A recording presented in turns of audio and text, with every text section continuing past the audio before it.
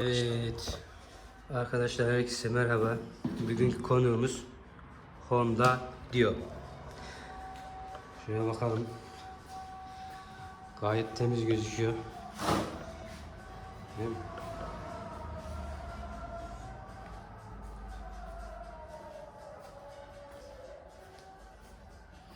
Genel bakım yapıyoruz arkadaşlar. Motorumuz Honda Dio. Plastik muhafazayı söküyoruz.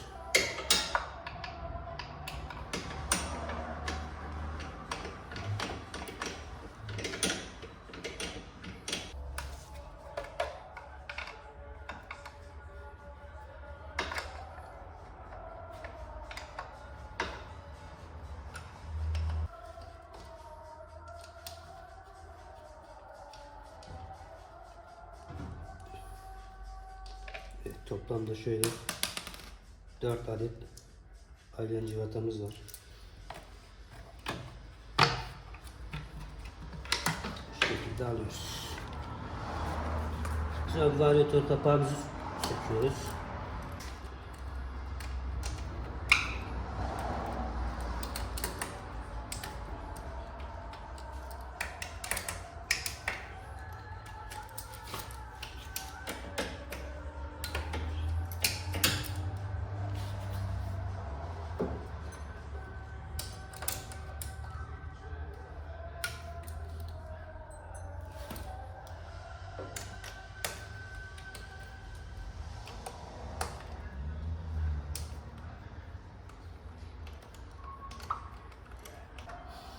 Nasıl, memnun musun diyorlar.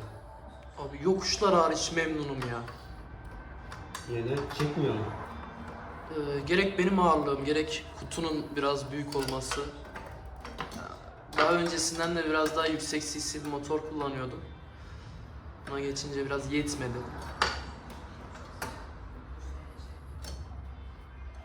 Şimdi ne çıkacak bakacağız.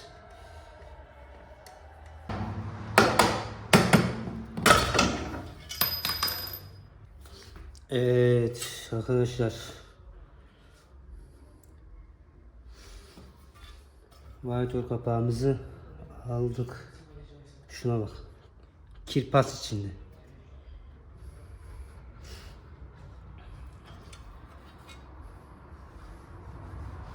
Evet, gel Furkancığım. Çok kötü durumdayız abi. Evet. Bakımsızlıktan ses geliyor. Sebebinin de çok ısınması olduğunu söylediler. Şimdi sökelim.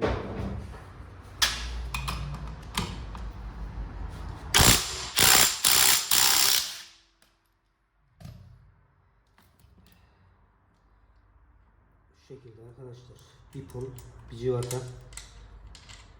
Bu NMAX gibi falan değil yani, bunun somunu falan gayet kaliteli duruyor. Kasnağımız. Şuna bak. Pisliğe bak abi.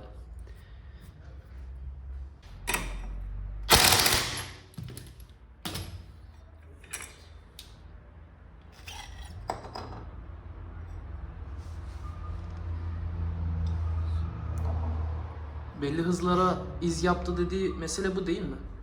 Mesela belli bir hızda seyrediyorsun ya, mesela 80'de 90'da genelde bak. Belli bir hızda seyretmişsin. Çok yukarı çıkmamışsın. Şurada seyretmişsin. Orası galiba 100.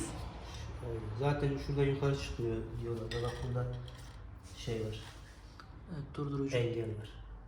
Mesela hani diyorsunuz ya, abi bunu biraz hızlandıramaz mı, işte performans baka falan takalım diyorsunuz ya. Bak, Onu bir kamerada göstereyim abi hemen. yaklaştır abi.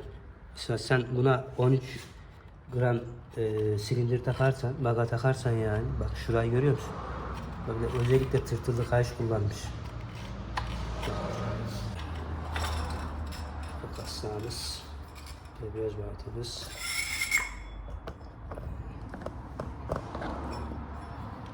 Kayışımız gayet iyi durumda gözüküyor. Herhangi bir çatlama falan vesaire bir şey yok. Kayış şu şekilde çıktı. Evet. Doğru mu takılmış abi? Bazen yanlış takılma muhabbetleri oluyor. Doğru takılmış. Evet, bak yazılar bize bakıyor. Şu şekilde ise yanlış, tamam mı? Bak yazılar ters duruyor. Şu şekilde doğru. Bak zaten kayışın duruş şeklini görüyor musun? Evet. Ön taraf daha dar. Yazları bize bakacak. Görüyor musun? Bak tozları falan. Şu kurumuş gres tozları. Bagalar doğru takılmış. Yönleri. Uzaklarda boşluk yok. Ve içeride çokça pislik görüyorum abi Sana böyle. abi pislikleri alsın. Evet. Görüyor musun? Detaylı bakım abi 10.000'de bir yapılması gerekiyor. Varyatörün ömrünün uzaması için. Bunu bu şekilde yapar kullanırsak her 10.000'de bir bakıma girersek 40.000 kilometre kullanabiliriz rahatlıkla. Yani varyatörün ömrünü 40.000 kilometreye kadar uzatabiliriz. Evet arkadaşlar varyatörlerimizi güzelce yıkayacağız, temizleyeceğiz.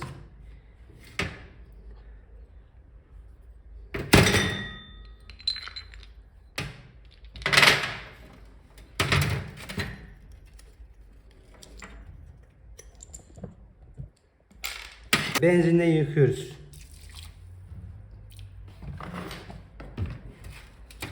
Güzelce her tarafını.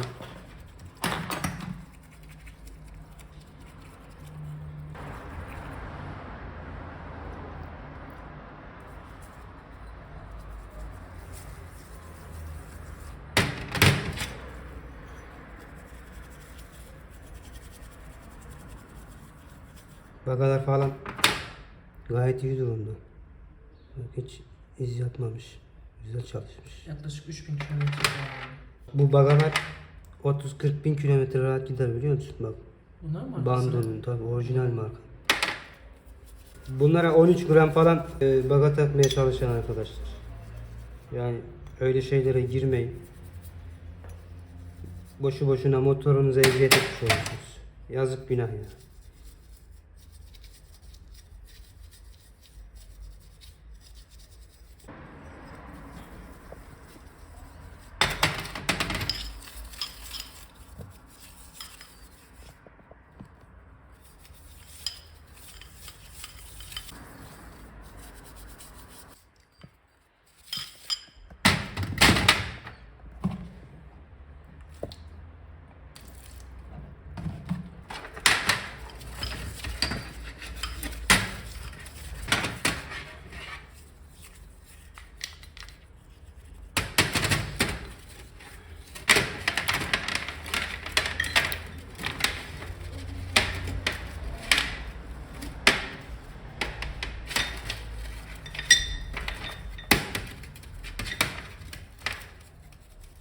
Furkan bunları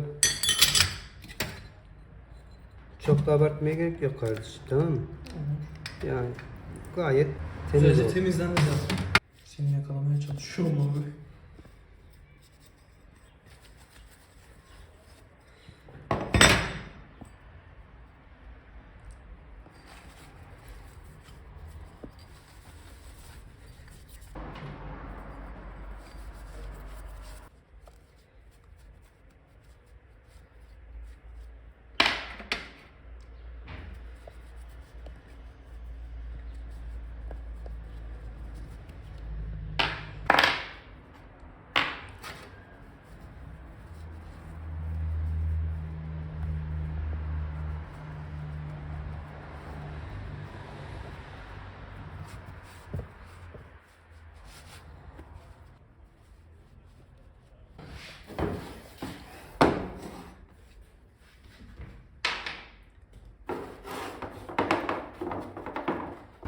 Çok kısa bekleteyim. Detaylı varyatör bakımında arkadaşlar bunu mutlaka söküp temizlememiz gerekiyor.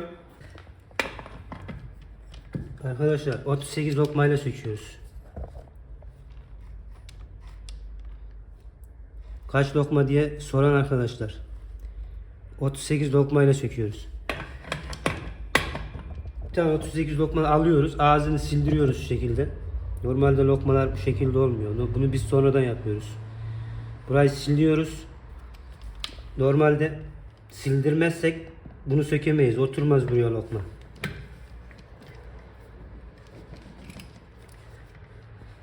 Bu şekilde destek alıyoruz.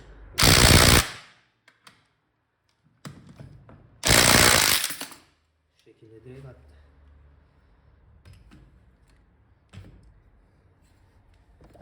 Evet. Hiç bakım yapılmamış arkadaşlar. Şuna bakar mısın? Yapılmalı biraz zor. Hiç sökülmemiş.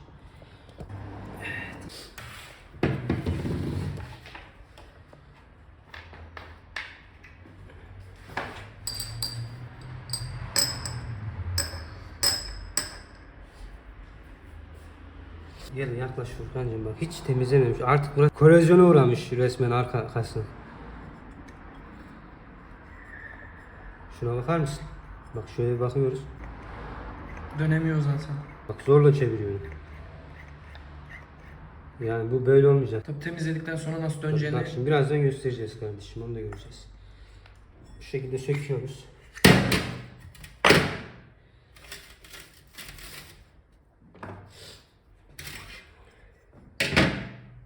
Ya Furkan bak görüyor musun? Muhtemelen ilk defa söküyoruz. Biraz daha kaldırarak gösterebilir misin? Bak. Bak. Tamam. Görüyor musun bak şu Aynen. gresleri falan görüyor musun? Bitmiş yani gres özelliğini kaybetmiş tamamen. Bunlar pinlerimiz. Abi parça artırmıyoruz arkadaşlar. Her şeyin bir yeri var. Sonra arkadaşlar geliyor. Yok işte varyatörüm at diyor. Yok ses geliyor falan filan. Yani bunlara dikkat ediyoruz. Özellikle bu pimler. Bak sesi görüyor musun? Evet. Basura değişecek. Gitmiş yani. İşte o ses hani diyordum ya bu ses işte. Masura bozulmuş. Bak gel. Buraya gel.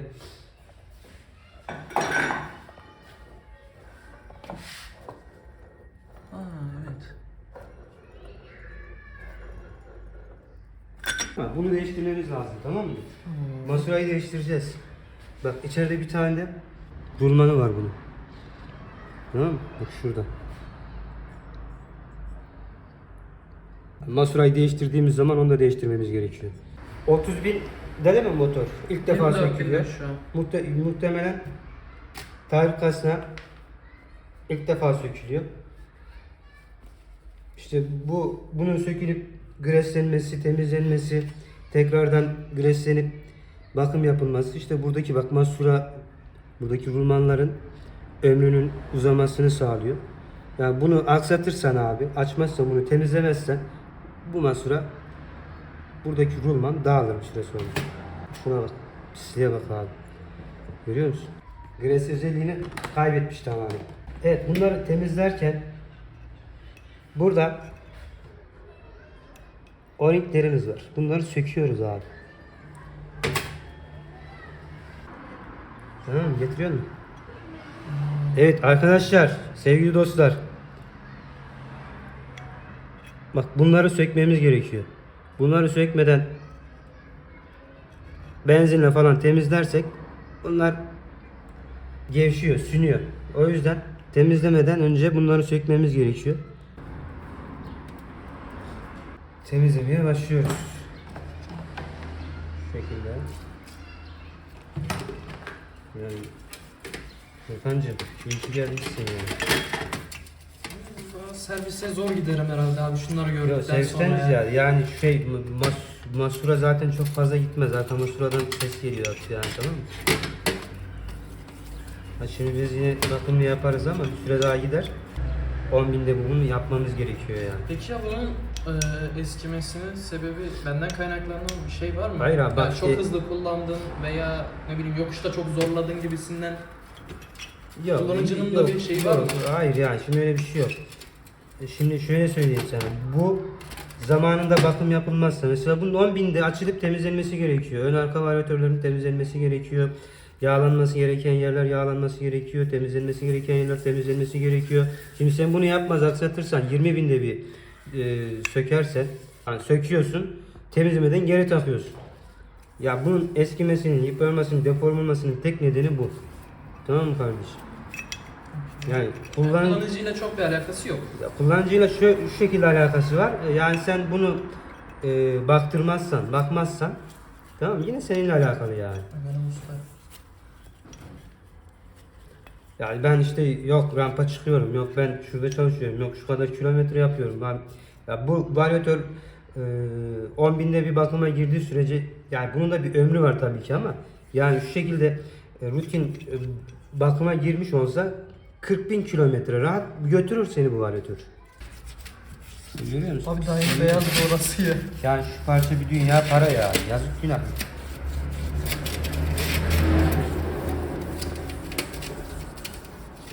Böyle bir varyatör olabilir mi abi? Şuna bak. Kasına bak abi. Tahir kaslarından çıkan kira bak ya. Böyle bir şey var mı? Şuna bak. İçi konu bağlamış. Böyle bir şey yok abi ya.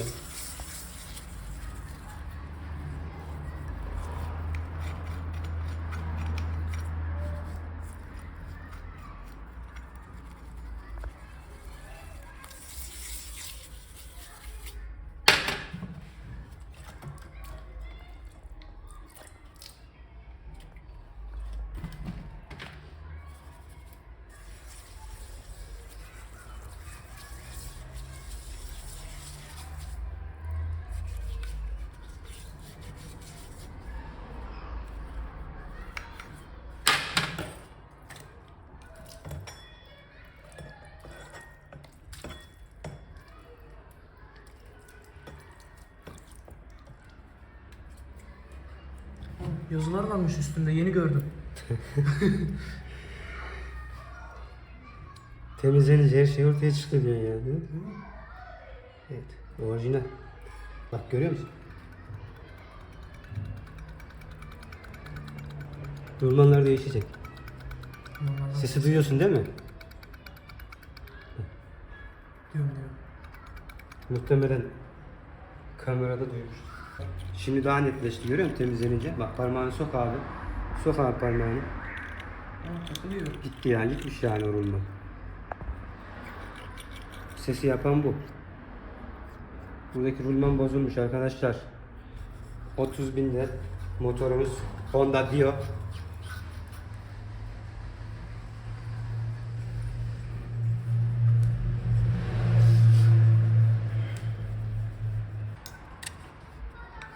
Görüyor musun? Pisliği görüyor musun? Bu sadece içinden çıkanı.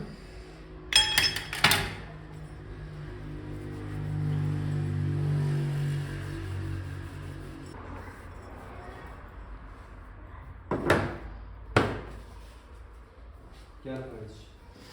Şimdi hala bitmedi. Devam ediyoruz. Temizliğe devam ediyoruz arkadaşlar.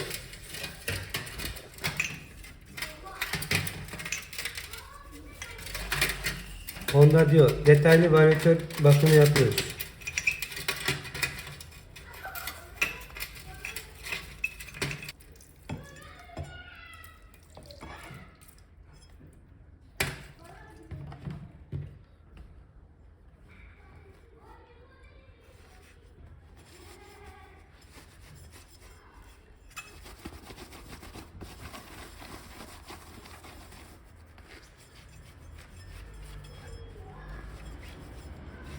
Kameradan nasıl, ne kadar belli oluyor bilmiyorum ama söktüğümüzde bu böyle değildi bu parça. Şimdi birazdan daha net göreceğiz yani son. Arka kaslar en önemli parçalarından biri. Mesela bazen takarken bak şu birbirine geçmelidir yüzük. Bunu gözden kaçırabiliyor, takarken kaybedebiliyor, tamam mı? Şu şekilde takıyor ya da bunu komple bazen kaybedenler oluyor bakımda. 2 tanesini takabiliyor. O zaman varyatörde ayrı bir gariplik oluyor.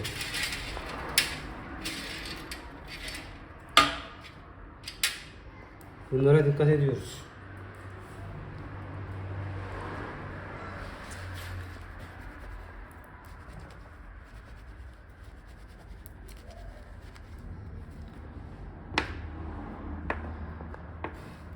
Üç tane. Gel buraya Furkan'cığım.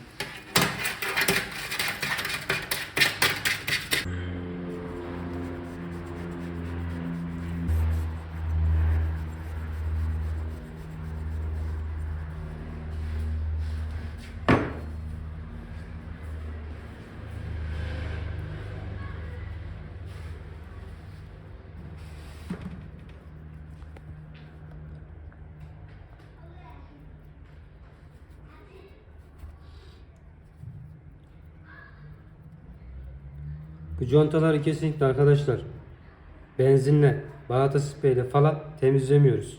Normal siliyoruz abi bezle.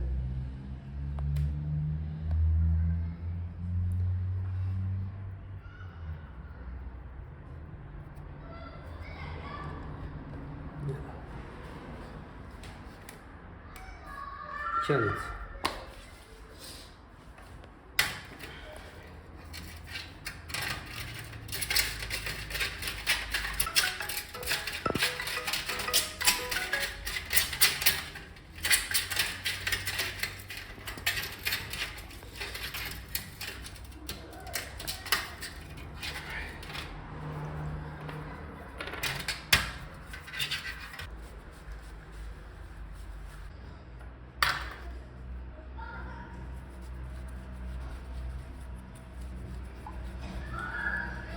Yayımız da tamam. Şimdi çok önemli. Furkancığım, tamam mı? Sen anlat, dinliyorum abi. Segmanları alıyoruz. 3 tane.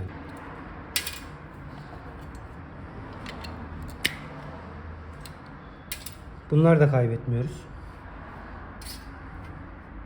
Bizimkiler kayboldu. Kalmıyoruz abi. Hepsi ne söktüysek hepsi burada, merak etme. Nerede kaç tane parça var? Hepsini biliyorum ben, sen rahat ol.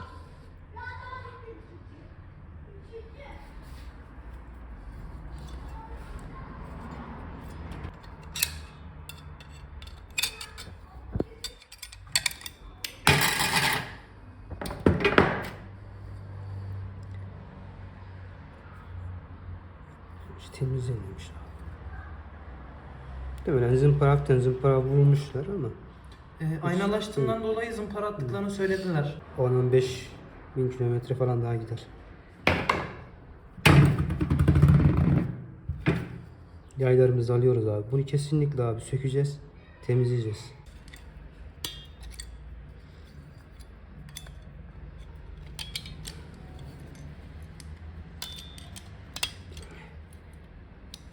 Bak görüyor musun? Bak abi bak. Normalde buraların açılması lazım değil mi? Bak abi görüyor musun bak. Bak. Burada şu rahat çalışacak, tamam mı? Görüyor musun? Bak görüyor musun? Paslamış artık.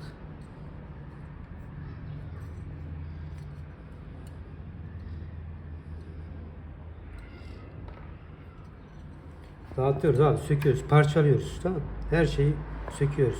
Arka varyatörü açtığımız zaman her tarafını söküp dağıtıyoruz abi. Güzelce temizliyoruz, bütün detaylarını iniyoruz. Sonra topluyoruz.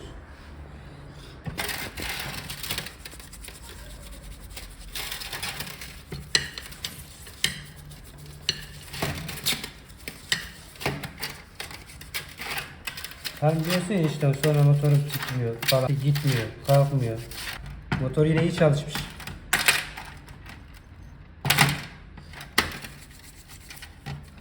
Abi hiçbir yere götürmesem haklısın diyeceğim de ben servise götürdüm. Full servis. Ya şimdi senden sıkılacak. Yani onlar arka planda çalıştıkları için bilmiyorsun ya. Belki de temizledim diyor, gönderiyor da. Detaylı bir şekilde temizlendi. İçin rahat. Tabii abi, bir kere gözümün önünde oluyor her şey ya. Her şey gözünün önünde oluyor. Yani burada bir herhangi bir problem olsa mesela bazen biraz önce de bahsettim ya, bazı ustalar parça artırıyorlar diye. Şimdi burada her şey gözünün önünde. Mesela atıyorum bir civata mı kırdık ya da bir herhangi bir civata yalama mı yaptık ya da işte parçayı mı kaybettik falan, her şey gözünün önünde yaşanıyor ya. Şimdi bazıları diyecekler abi kameradan izliyorum. Ya usta Göremiyorum mesela mu diyecek. yapıyor. Dediğim biraz önce bahsettim, mesela özellikle şu pimi kaybedenler oluyor, tamam mı? İşte bagaları ters takanlar oluyor. Mesela söküyor, contayı yırtanlar oluyor. Bahsettiğim şu contalar var ya. Gaz aslında 2 tane contalar var. Onları yırtanlar oluyor. Yırtıp takanlar oluyor. Ne yapıyor? Yaptım diyor. Kapatıyor. Ondan sonra sen motora biniyorsun, ya motorumdan ses geliyor falan filan demeye başlıyorsun. Değil mi? Yani.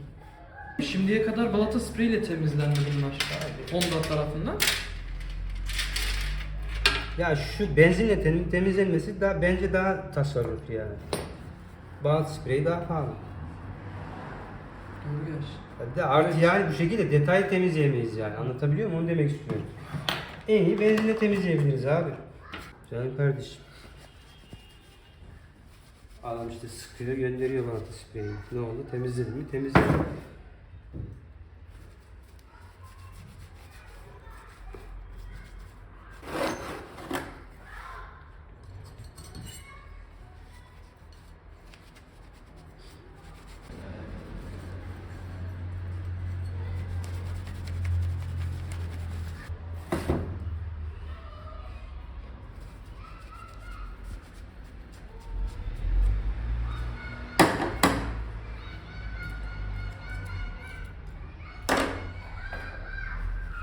Çek kardeşim.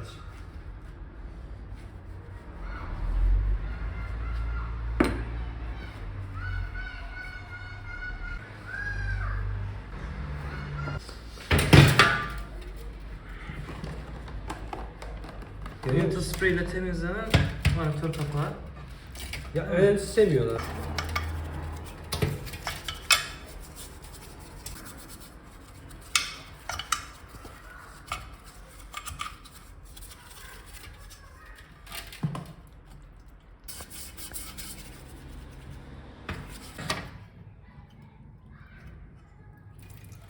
Görüyor musun? Furkan. Simsiyah.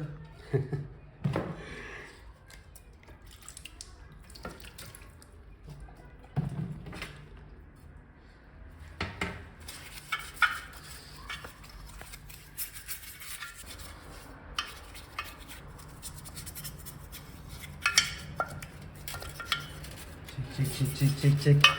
Ne güzel tertemiz oldu abi. Çek. Şuna abi. Görüyor musun abi? İyi bir şey yok ya. Şimdi tepsi de siyah olduğu için akan şeyin ne kadar siyah olduğunu fark edilmiyor. Akan pisliği görmüyor musun? Varyatör parlamaya başladı zaten iyice. Çok da abartmaya gerek yok. Ya, tabii ki. Yani Şimdi biraz da şov gerektiği yapalım. kadar temizlesek yeterli yani, tamam mı?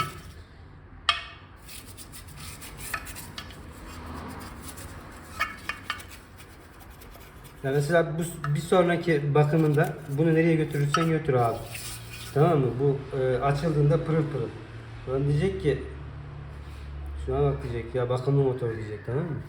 Ne güzel pırıl pırıl her taraf diyecek. Yine aynı şekilde dış kısmını da temizliyorum.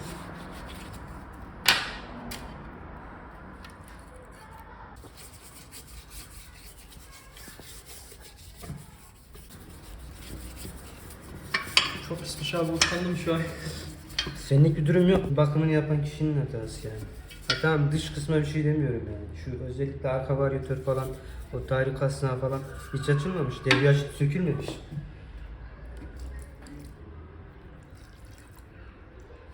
Ne güzel oldu. Parlıyor.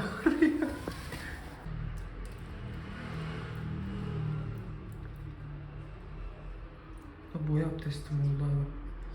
Koyular kalmayacak. Olay bu. Yalnız harbiden mis gibi oldu. Eline koluna sağlık abi. Eyvallah kardeşim. İşimizi yapıyoruz ya. Severek yapıyoruz.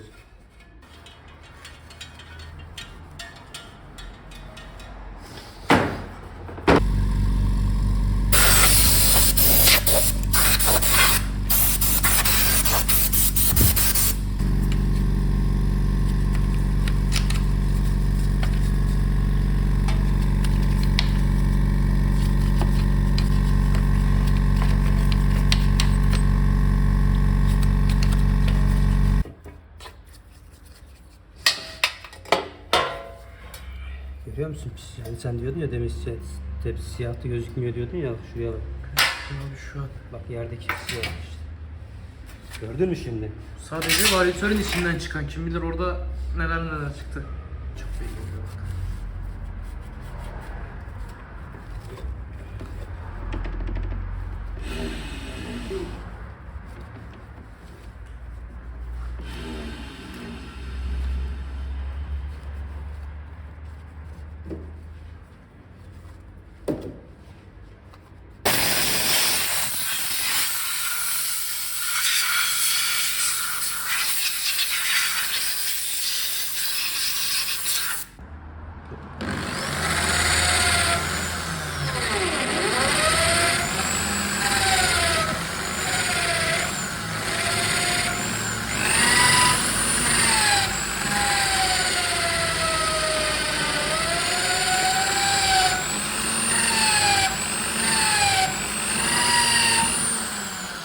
Arkadaşlar parlatıyoruz.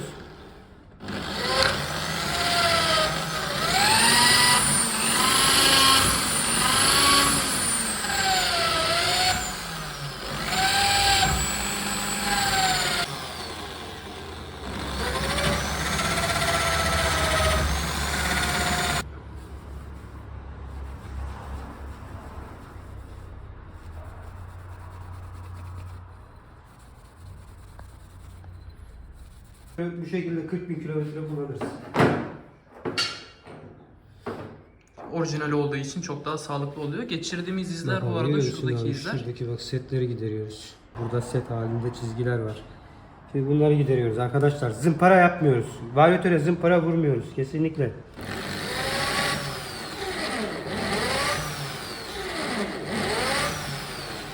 Ne zaman zımparalayabiliriz? Zamanla burada yığılmalar oluyor. Burada setler oluşuyor.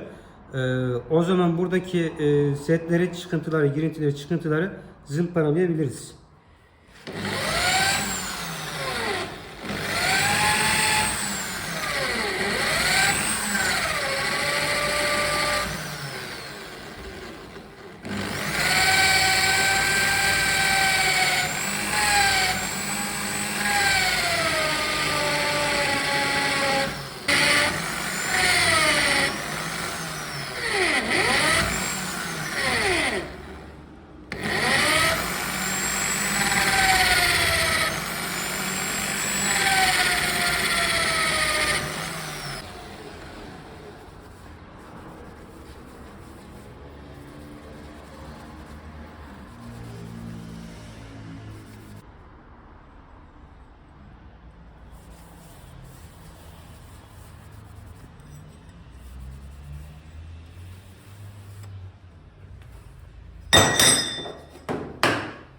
Bu da tamam.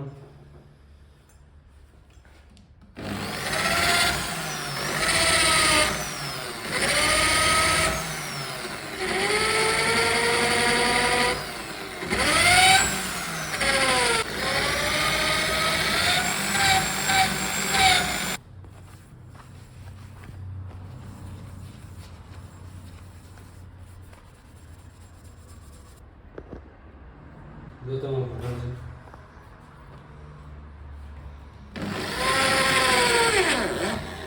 Nasıl güzel temizliyor musun? Abi mis gibi.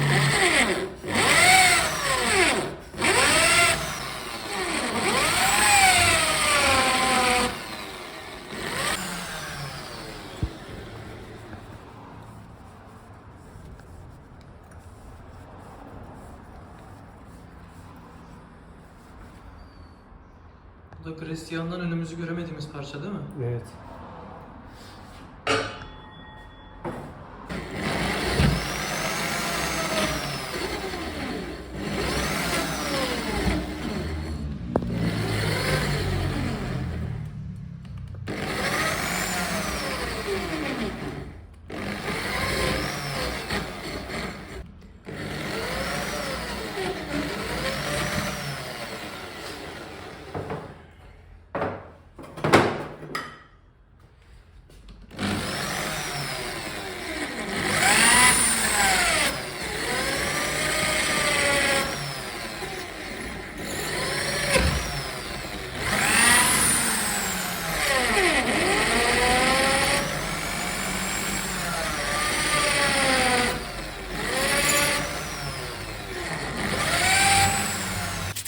Çok fazla abartmadan üzerindeki karartıyı alıyoruz.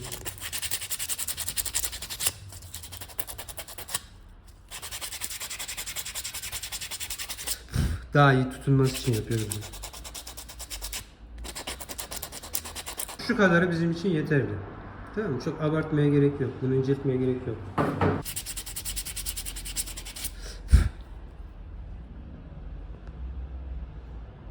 Motorun yağını alalım. Ardından toplamaya geçelim. Elek süzgecimiz var arkadaşlar. Özellikle bunu temizleyeceğiz.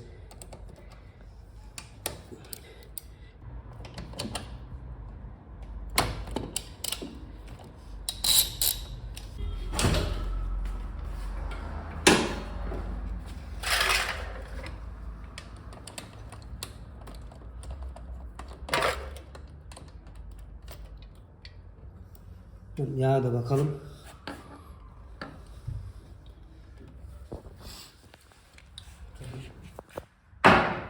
Motorun durumunu yağdan analiz ediyoruz arkadaşlar.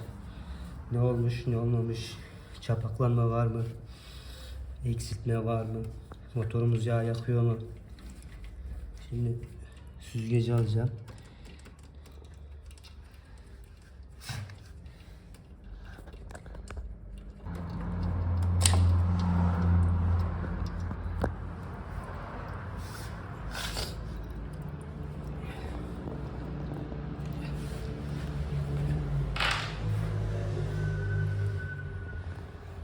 Contaya dikkat ediyoruz.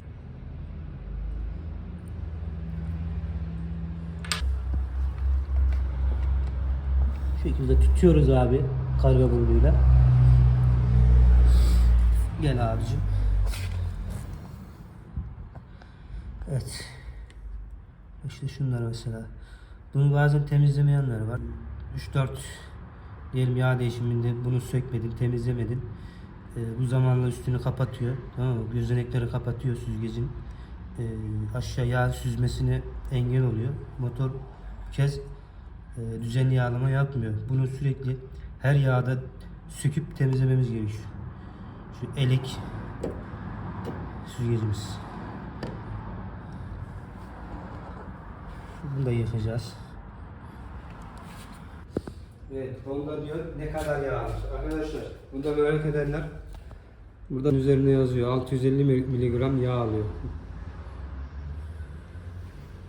Tüm motorlarda yazıyor değil mi abi? Çoğunda yazıyor genelde. Yağın iyice süzmesini bekliyoruz. Ondan sonra kapatıp yeni yağımızı koyuyoruz abi.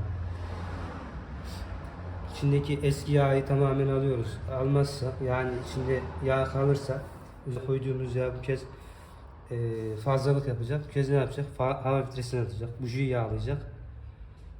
O da ayrı bir dert.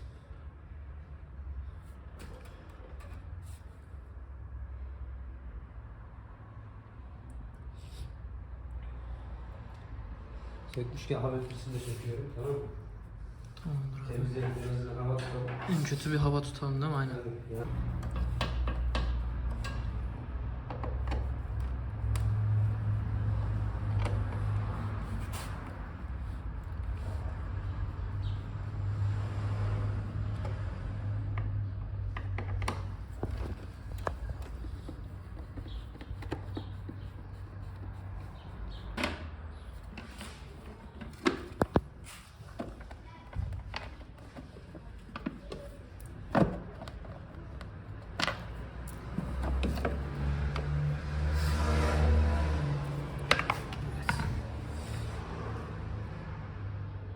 Hava filtremiz de kirlenmiş.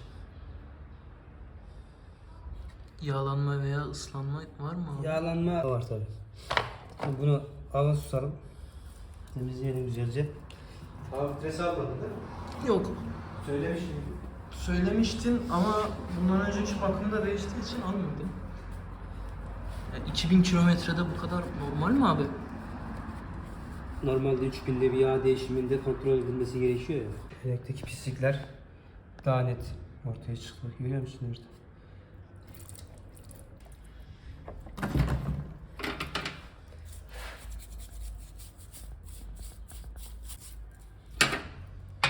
Bak bunu da yapacağım benzinle, tamam mı?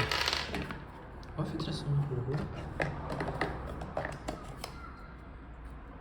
Benzin çok olduğu için yapıyorum normalde.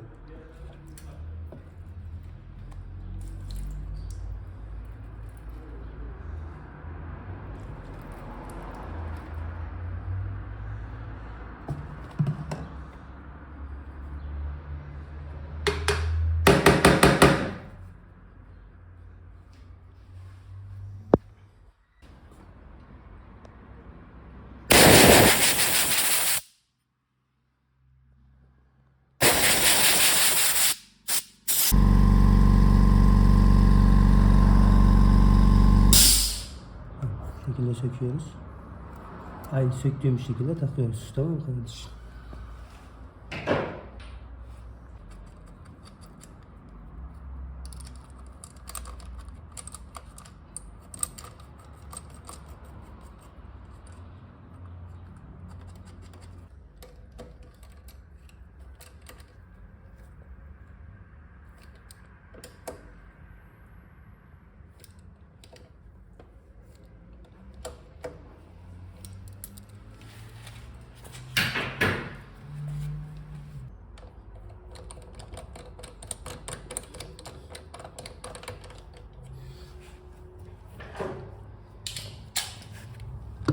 Tapamızı sıkarken çok fazla yalama yapmıyoruz arkadaşlar. Çok tatlı bir şekilde sıkıp bırakıyoruz.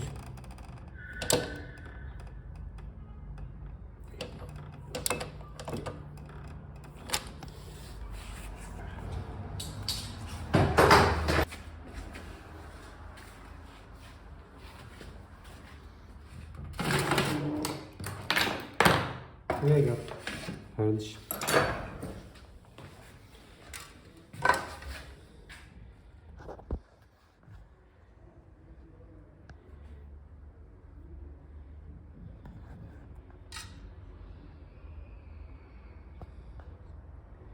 Normal fena değil.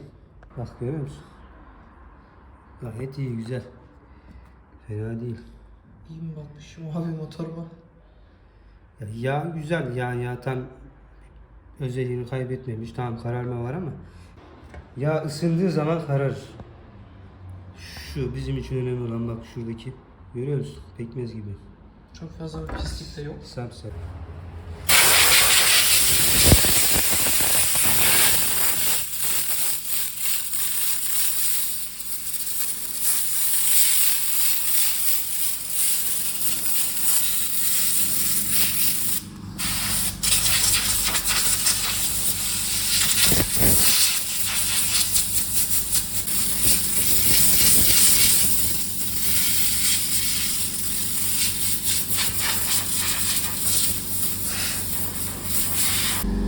Şimdi yağ olarak ne öneriyoruz?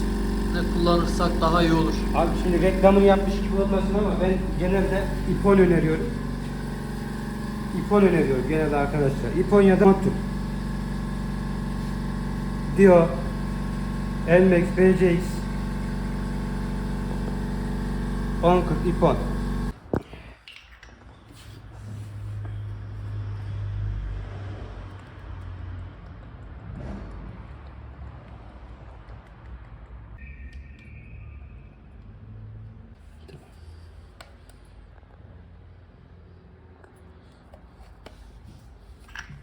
...650 miligram yağ koyuyoruz arkadaşlar. Honda diyor. Kapağımızı da silip temizleyip takıyoruz.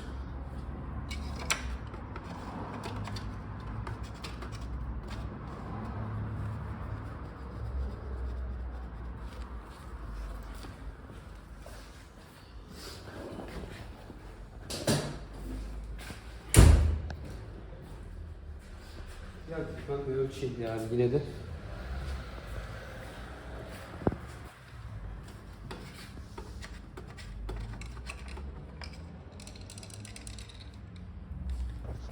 Ölçeğimizi aldık. Tam çizgide, tamam mı? Bir saniye. Aynen. Tam çizgide. Tam En üst olması, çizgide olması evet, lazım. olması gerektiği yerde. Tamam. Tamam mı kardeşim? Şurası bak. Yağımız tamam.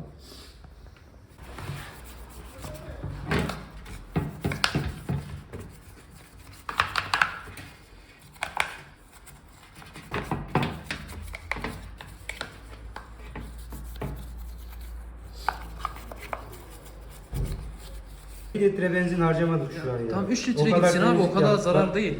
tüm varyatörü temizledik. İç bloğu temizledik. Hava filtresini yıkadık. Hava filtresi kapağını temizledik, yıkadık.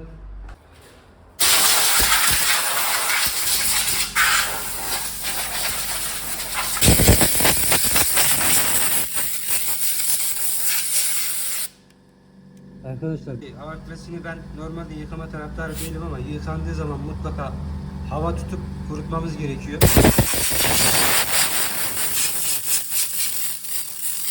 Çünkü çok kirlenmişti, yağlanmıştı. En azından bir bakım daha götürsün yani. Arkadaşımıza gelirken hava filtresi al gel dedik, hava filtresini almamış. Ama ben Biz de 2-3 mecburen kilometrede çözüm üretmeye çalışıyoruz. bu kadar pisleneceğini düşünmemiştim abi ya. Söyledik sana. Normalde gel. Gel abi. Hayır sen arka bağıtam iyi diyorsun. Tut abi, bas abi. Dur ben basayım abi. Dur ben basarım ya. Boşluğa bakayım, gel buraya. Tamam, gider. Bir bakım daha gider. Götürür. Bir sonraki bakımda arka balata, ön balata, varyatör kısmını temizlerken adı neyse ama toplarken ellerimiz temiz olması gerekiyor. Yağlı olmaması gerekiyor. Şimdi yağlayacağımız yerler var.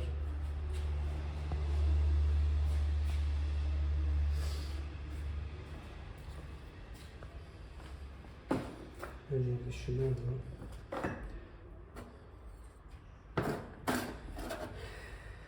Debriyaj tablamız.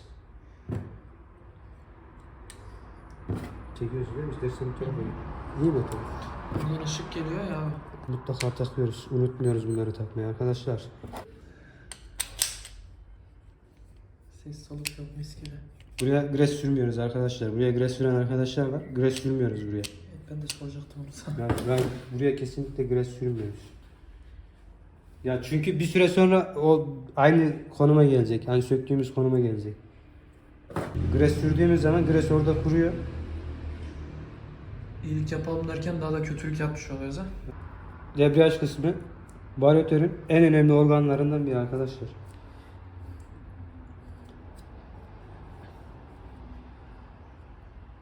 Çok merak ediyorum, acaba çekişte Bak şimdi bayağı fark olacak mı? çok fark olacak. Ama yine o hani bir ses var ya.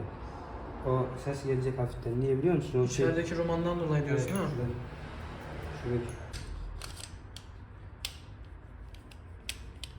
Tamam bak görüyor musun? Eski gibi hiçbir ses yok.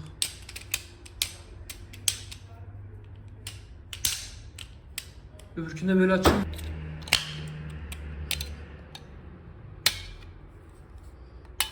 İyice oturduğuna emin oluyoruz.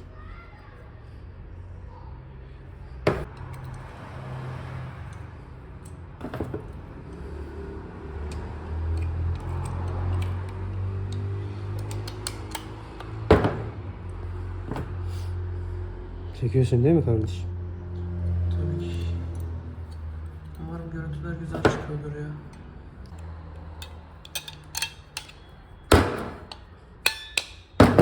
Evet, yaylarımızın oturduğuna emin oluyoruz.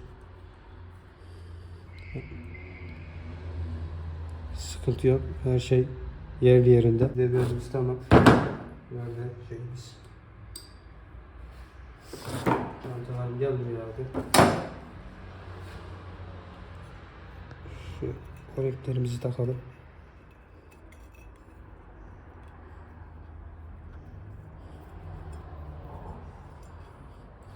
Bunları kesinlikle sökerken ve takarken yırtmıyoruz arkadaşlar.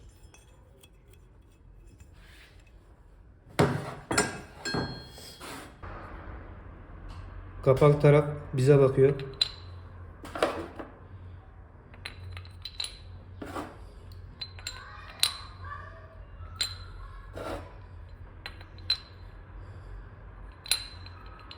Şu şekilde.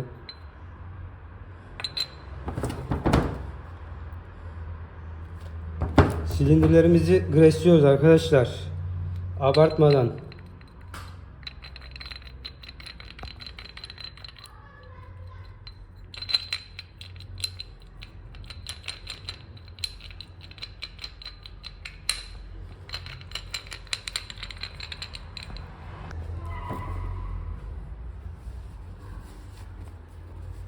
Silindirimizi temizleyelim.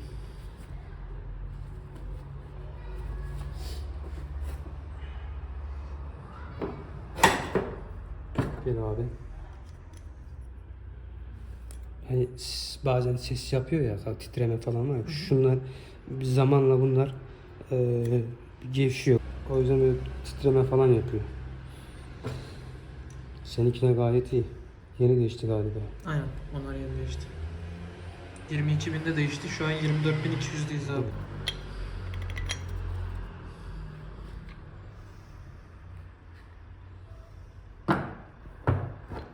Şuraya hafiften res sürüyoruz. Res yalnız birazcık.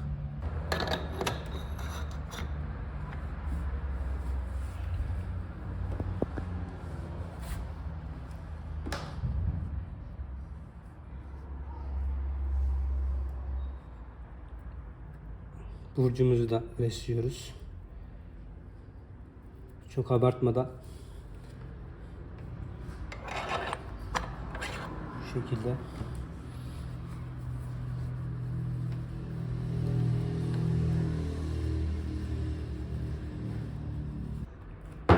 Bak şu iç kısımda masuraya, tamam mı?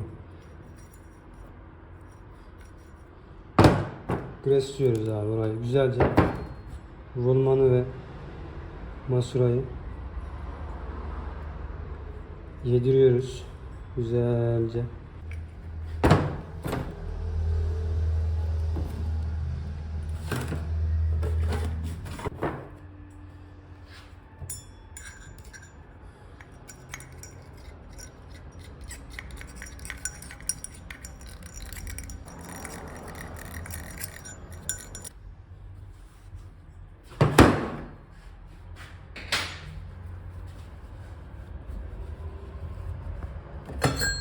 Kasnağımızın iç tarafını presliyoruz.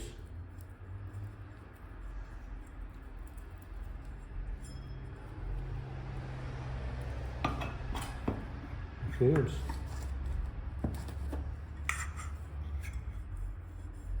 Ses soluk kalmadı abi. Değil mi? Mis gibi dönüyor. Bitmedi. Bak. Şuralara. Tamam mı?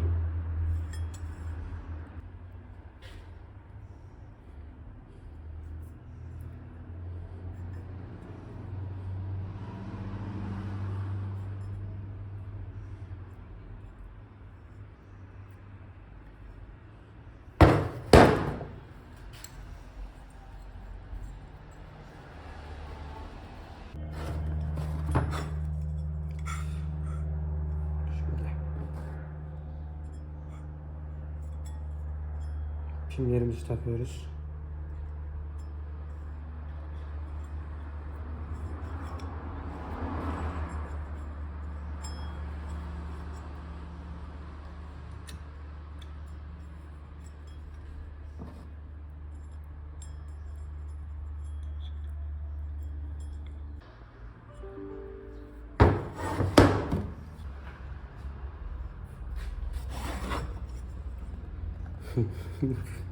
Ne oldu abi, niye öyle gülüyorsun? Vahitlerin içine girdin lan.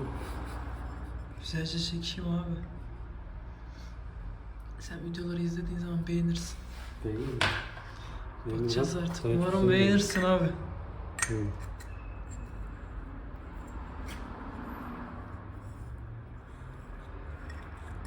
Görüyor musun? Ses soluk kalmamış abi, mis gibi. Tabi bunu çeviremiyordun bir de sen, değil mi? Dönmüyor mu? Benim hızlanamayıp 40 kilometreden 50 kilometreye hıza çıkamamamın sebebi bu değil mi? Ya işte bunlar performansını etkileyen şeyler.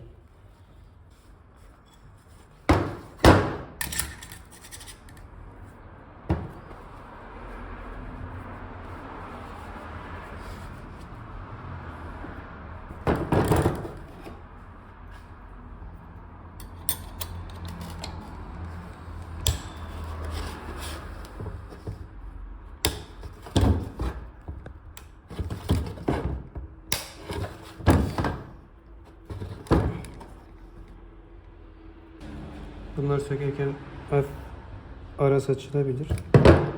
Penseyle sıkıp takıyoruz. Bu şekilde.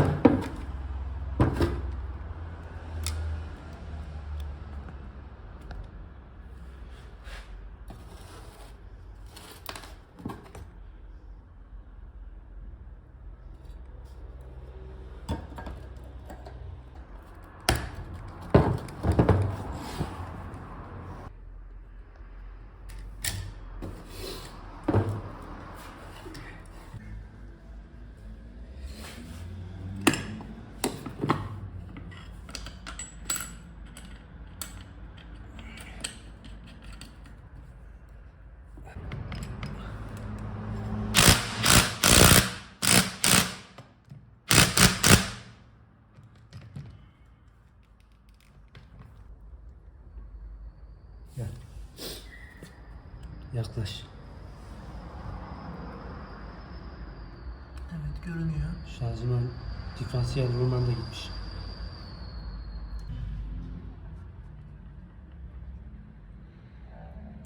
Görüyor musun? Boşluk var.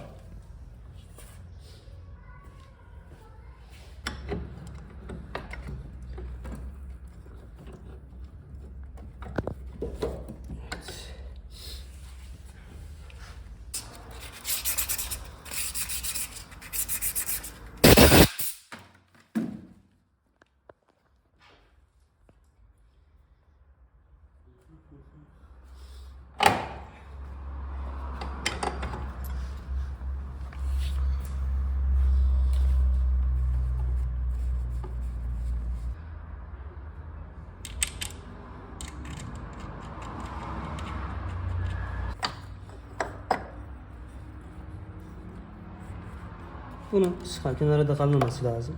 Tamam mı?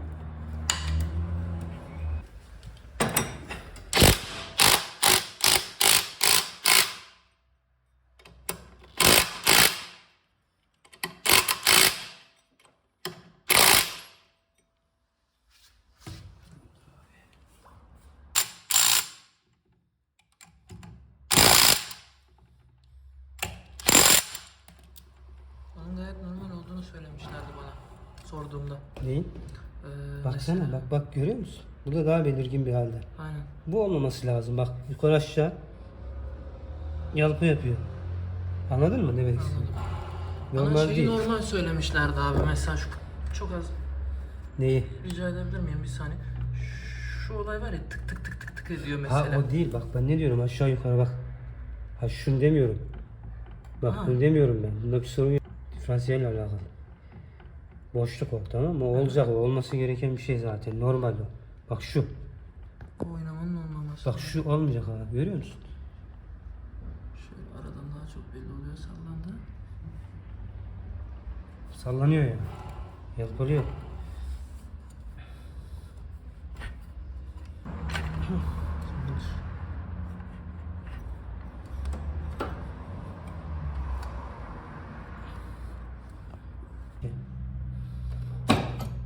Çalıştır şu. Geç. Kayışı bir araya alsın. Sen oraya çek abi. Nasıl?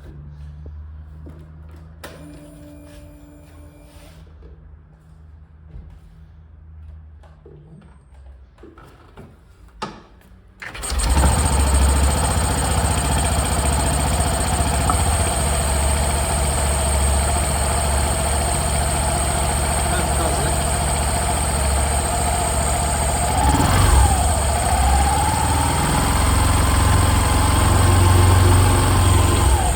Kapat. Gel. İşimiz de araya aldı. Tamamdır. Ne demek istediğimi anladın değil mi? Hı hı. Oradaki sallantıdan Arka bahsediyorsun sen. Tarık Kasra'nın iç masura ve rulman değişecek. Hı hı. Bir. Bak bu özellikle bunu söylüyorum. Diferansiyeldeki bak bu Tarık Milli'nin rulmanı da boşluk var. Tarık Milli'nin rulmanında boşluk var. O da değişecek. Tamam mı?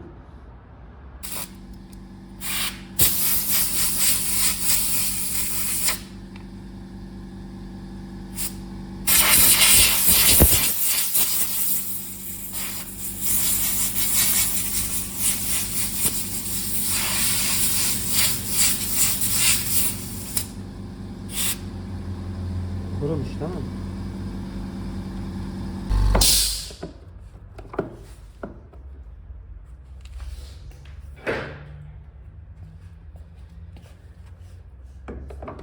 Burada yeri var. Hı, onu oturtup ondan sonra bunu oturtuyoruz. Tamam. Tamamdır abi.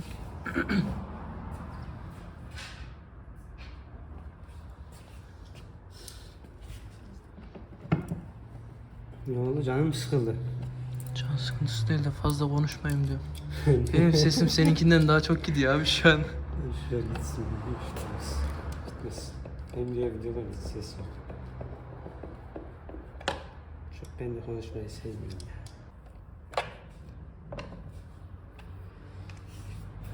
varyatör kapağımızı kapatıyoruz. Burada özellikle şu denge pimleri var bak burada. Bunların üzerinde olup olmadığını kontrol ediyoruz. 2 tane, bir aşağıda biri burada. İkisi de üzerinde. Varyatörü kapatırken arkadaşlar özellikle bu sac contayı mutlaka takıyoruz. Neden? İçine yağmurda, karda, kışta çamur, toz, toprak girmesin diye.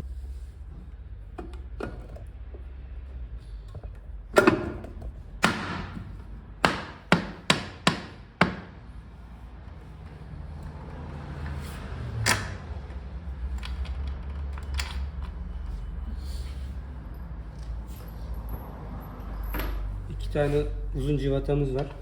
Biri muhtemelen şurası, biri şurası olması gerekiyor. Burada. Tamam. Şunu alalım. Dedim uğraşmasın, kalkmasın boşu boşuna ya.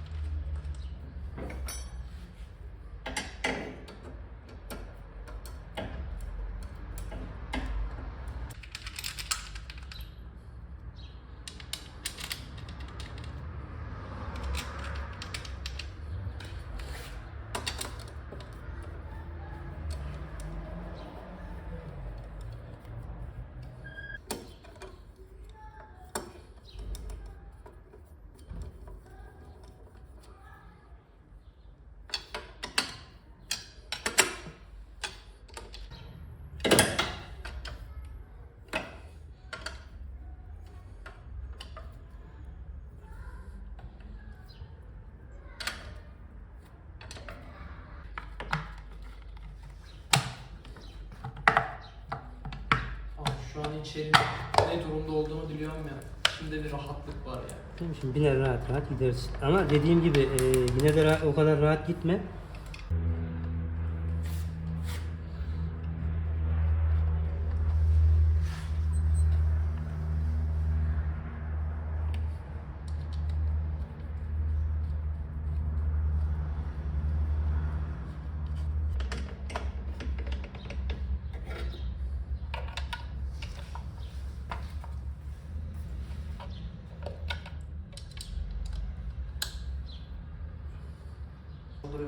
Tamam.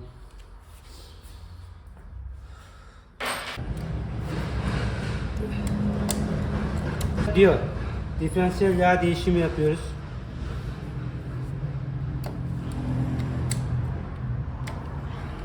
Her ikisini de söküyoruz.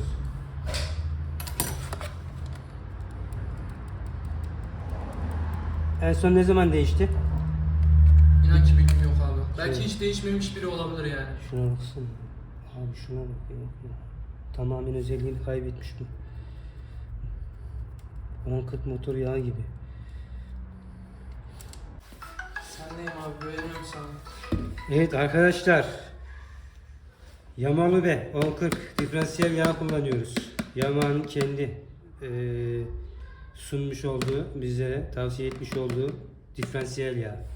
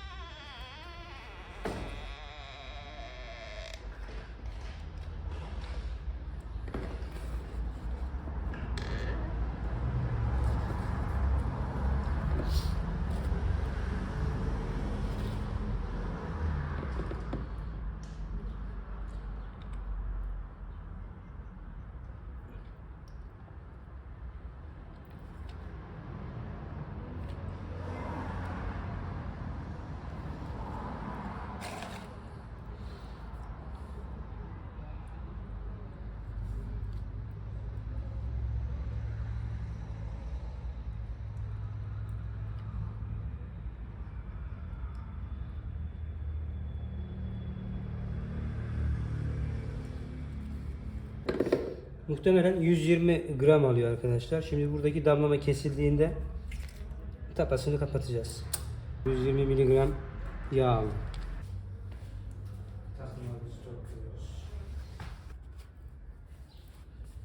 İki bakımda bir diferansiyel yağını değiştirmemiz gerekiyor. Tamam. Her 3000'de bir motor yağı değişmesi gerekiyor. 2500 de olabilir. Her 10.000'de bir varyatör bakımı yapılması gerekiyor.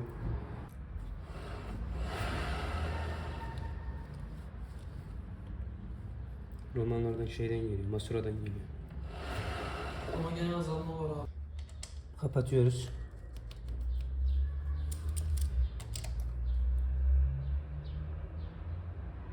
Bu kadar. Ya görüyor musun? Ya şuna bak, su gibi olmuş. Ya görüyor musun? Bak. Mesela motor yağında nasıldı? Sapsarıydı değil mi? Ya. Özelliğini kaybetmiş yani. Zamanı geçmiş. Değişim zamanı.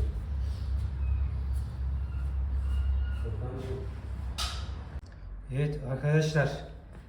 Motorumun sonunda diyor. Genel bakım yapıldı. Motor yağı değişti. Detaylı varyatör bakımı yapıldı. Hava filtresi yıkandı, temizlendi, tekrar takıldı. Diferansiyel yağımız değişti. Güzel oldu. Bir sonraki videomuzda görüşmek üzere. Kendinize iyi bakın. Hoşça kalın.